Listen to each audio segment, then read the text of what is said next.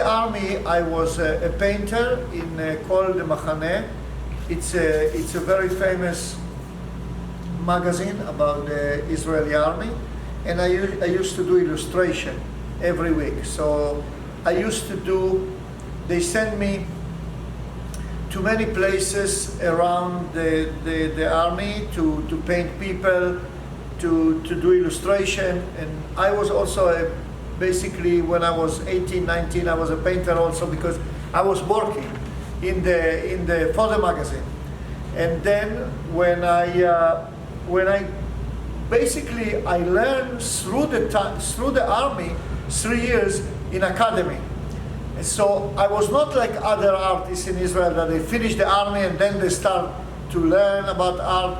I was from very early age paint, so basically from the beginning of my life. And then it was always with me. There was always a book with me that I draw and I paint.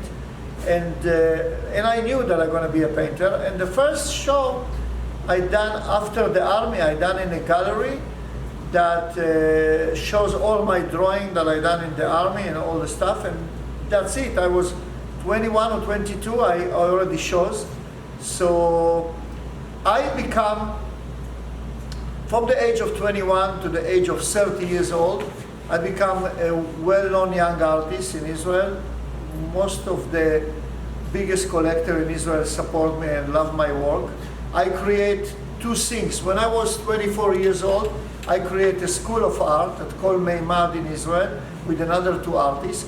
We were a group of artists that changed Israel. There was a group of artists that took the Tel Aviv, the old Tel Aviv, and Rehov Shenkin and all of this area, and we built a school. We built a 2-3 gallery Echad Ha'am, and we were like a community artists together that show together. We basically go against the main established curator in the museum, and they didn't know, and they start to recognize that this art is changing the map of Israel, and then they start to show us, first time in the Tel Aviv Museum and Jerusalem Museum, because we make the rules.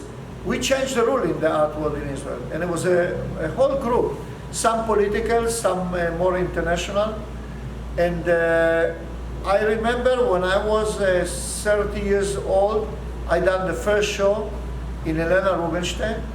And I could tell you something again about my father that I will never forget.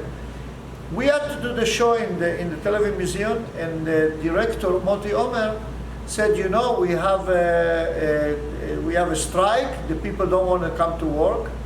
So my father, and we have to change the time, so my father told me, don't change the time. He brought all his friends, and he hanged the show in the Tel Aviv Museum by himself. And just that it will not cancel and be in different time. Just to show you, and then he was used to take all the article about me everywhere in the magazine and keep them and show to all his friends. That was my first show, and that show made me very established.